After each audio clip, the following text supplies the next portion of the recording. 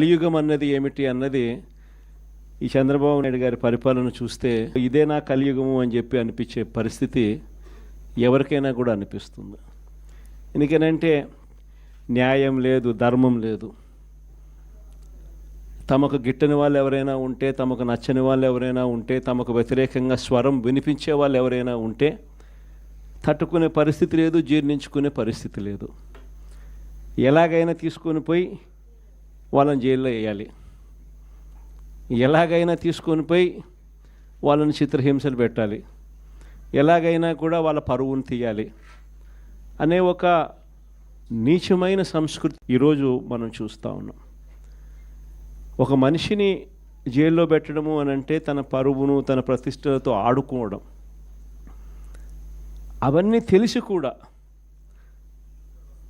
ఏ తప్పు చేయకపోయినా కూడా బురద వేసి తప్పు చేశాడు అని చెప్పి దానికోసం దొంగ సాక్ష్యాలను క్రియేట్ చేసి కేవలం వీళ్ళు పెట్టే ప్రలోభాలు, వీళ్ళు పెట్టే భయం తప్ప వేరే బేసి లేదు, వేరే సాక్ష్యము లేదు.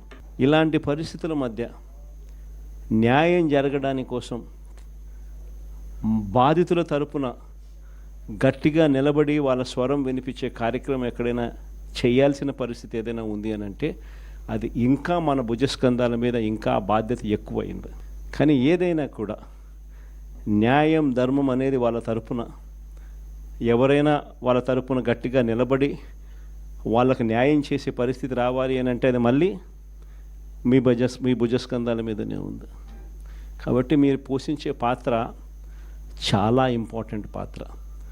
మరీ ముఖ్యంగా కష్టకాలంలో ప్రతిపక్షంలో ఉన్నప్పుడు వైఎస్ఆర్ పార్టీకి నిజంగా పెద్దన్నగా మీరు చేస్తూ ఉన్న పాత్ర ఎప్పటికీ కూడా పార్టీ మర్చిపోదని సందర్భంగా తెలియజేస్తాను. ఎవరికి కూడా ఊహించని విధంగా కూడా ఇంతకుముందు గతంలో ఎప్పుడు జరగని విధంగా కూడా లీగల్ కమ్యూనిటీకి మరీ ముఖ్యంగా ఫస్ట్ టైం లా కంప్లీట్ చేసుకొని తమ కాళ్ళ మీద తాము నిలబడడానికి సిద్ధంగా ఉన్న యంగ్స్టర్స్కు, యంగ్ లాయర్స్కు ప్రభుత్వం అప్పట్లో క్రమం తప్పకుండా సహాయ సహకారాలు అందిస్తూ లా నేస్తం పేరిట అండగా నిలిచిన చరిత్ర కూడా ఇంతకుముందు ఎప్పుడూ జరగల. అదొక్క వైఎస్ఆర్సీపీ ప్రభుత్వం వచ్చిన తర్వాత మాత్రమే ఆ చరిత్ర కూడా చూసాం. అలాంటి పరిస్థితుల నుంచి నిజంగా అట్టడుగు వర్గాలకు తోడుగా ఉండాలని చెప్పి కార్యక్రమంలో భాగంగా ఏకంగా జీపీలు, ఏజీపీల నియామకంలో కూడా ఏకంగా 52% రిజర్వేషన్లు ఇచ్చి అట్టడుగు వర్గాలకు కూడా మంచి చేయాలి అని చెప్పి ఆలోచన చేసిన పరిస్థితులు కూడా గతంలో ఎప్పుడు చూడాల. అప్పుడు కూడా జరిగింది కూడా, అది కూడా వైఎస్ఆర్సీపీ హయాంలోనే. న్యాయవాదులకు సంక్షేమ నిధి కోసం 100 కోట్ల రూపాయలు వాళ్ళకు కేటాయింపులు చేసి అందులో 25 కోట్ల రూపాయలు ఖర్చు కూడా ఎప్పుడైనా జరిగింది అని అంటే అది కూడా వైఎస్ఆర్సీపీ ప్రభుత్వ హయాంలోనే. న్యాయవాదుల సంక్షేమ నిధికి కాకుండా ఇన్సూరెన్స్ పథకానికి కూడా 1/3 వంతు వాటాను కూడా ప్రభుత్వమే చెల్లించిన పరిస్థితులు కూడా ఎప్పుడైనా ఉన్నాయి అని అంటే అది కూడా వైఎస్ఆర్సీపీ ప్రభుత్వంలో. ఇవన్నీ కూడా దేవుడి దయతో ఇవన్నీ కూడా అప్పట్లో గర్వపడే విధంగా న్యాయవాదులందరికీ కూడా మనం మంచి చేశాము అని చెప్పి గర్వంగా పార్టీ చెప్పుకునే విధంగా కూడా చేయగలిగాం. కానీ ఈసారి మాత్రం మీ అందరికీ ఇంకొక కొత్త విషయం చెప్తా. జగన్ 2లో, వైఎస్ఆర్సీపీ 2లో చూస్తూ 1.5 సంవత్సరం అయిపోయింది. కళ్ళు మూసుకొని కళ్ళు తెరిచేసరికి ఆ మిగతా 3 ఏళ్ళు కూడా అయిపోతాయి. ఆ 3 ఏళ్ళు అయిపోయిన తర్వాత వచ్చేది మాత్రం ఈసారి ఖచ్చితంగా మన ప్రభుత్వమే వస్తుంది. ఎందుకనంటే ఇంతగా మోసాలు చేసిన పరిస్థితి, ఇంతగా అబద్ధాలు చెప్పిన పరిస్థితి బహుశా ఈ రాష్ట్ర చరిత్రలో ఎప్పుడు కూడా మనం చూసి ఉంటాం. చివరికి లాయర్లకు కూడా మోసం చేసిన పరిస్థితులు కూడా మనం చూస్తూనే ఉన్నాం. సూపర్ 6లు, సూపర్ 7లు అనేటి గాలికి ఎగిరిపోయినాయి. ఇంతకుముందు మన ప్రభుత్వ హయాంలో ఉన్న ప్రతి పథకం కూడా అన్నీ రద్దయిపోయినాయి. వీళ్ళు చెప్పిన హామీలన్నీ కూడా మోసంగా మిగిలిపోయిన పరిస్థితుల మధ్య ఒకవైపున అన్ని అబద్ధాలు, మోసాలుగా కనిపిస్తూ ఉన్న పరిస్థితులు ఒకవైపున ఉంటే మరోవైపున వ్యవస్థలన్నీ కూడా పూర్తిగా దిగజారిపోయిన పరిస్థితులే కనిపిస్తూ ఉన్నాయి. చదువుల రంగం తీసుకున్న, పేదవాడి ఆరోగ్యానికి సంబంధించిన రంగం తీసుకున్న, వ్యవసాయ రంగం తీసుకున్న, లా అండ్ ఆర్డర్ తీసుకున్న, గవర్నెన్స్లో ట్రాన్స్పరెన్సీ తీసుకున్న, ఏ రంగాన్ని తీసుకున్నా కూడా అన్ని రకాలుగా తిరోగమనమే కనిపిస్తుంది తప్ప ఈ రాష్ట్ర ప్రభుత్వంలో ఎక్కడా కూడా పురోగతి, అభివృద్ధి అనేది ఎక్కడా కనిపించని పరిస్థితి. మరోవైపున విచ్చలవిడి కరప్షన్, ఎక్కడ చూసినా కానీ కరప్షన్ అనేది మామూలుగా లేని పరిస్థితిలో ఈరోజు చూస్తూ ఉన్నాం. ఎక్కడ నిలబడినా, ఏ గ్రామానికి వెళ్ళినా కూడా గ్రామంలో పక్కనే బెల్ట్ షాప్ కనిపిస్తుంది. విచ్చలవిడిగా బెల్ట్ షాపులు మన కళ్ళ ముందనే ఎంఆర్పి రేట్ కన్నా ఎక్కువ రేటుకి అమ్ముతూ ఉన్నారు. డైరెక్ట్గా ఎంఆర్పి రేట్ కన్నా ఎక్కువ అమ్ముతూ ఉన్న బెల్ట్ షాపులు ఎవరు నడపాలా అనేది ఆక్షన్లో పాడుతూ ఉన్నారు.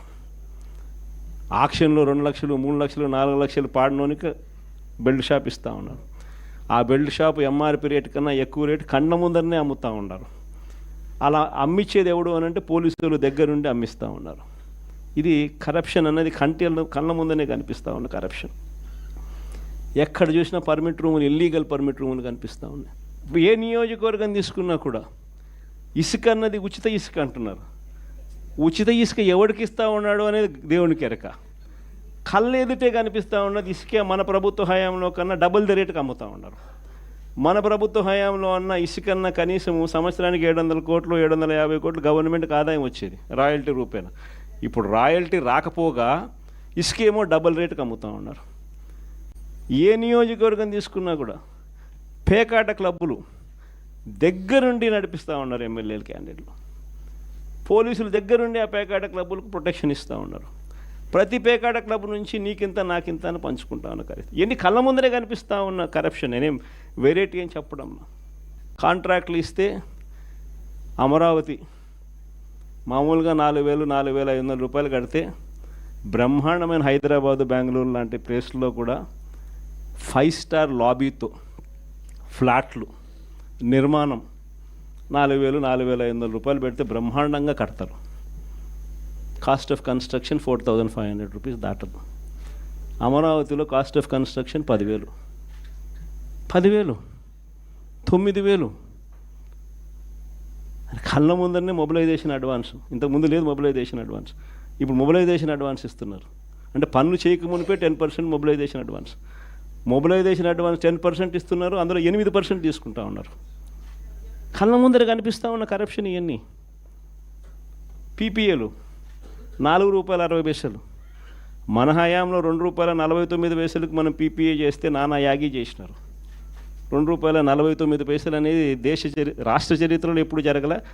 దేశ చరిత్రలో కూడా అతి తక్కువ ధరకు మనము ₹2.49 పీపీఏ చేసుకున్న పరిస్థితులు. అలాంటిది వెన్నుదట్టి ప్రోత్సహించాల్సింది పోయి అప్పుడు కూడా మన మీద బురద జల్లినారు.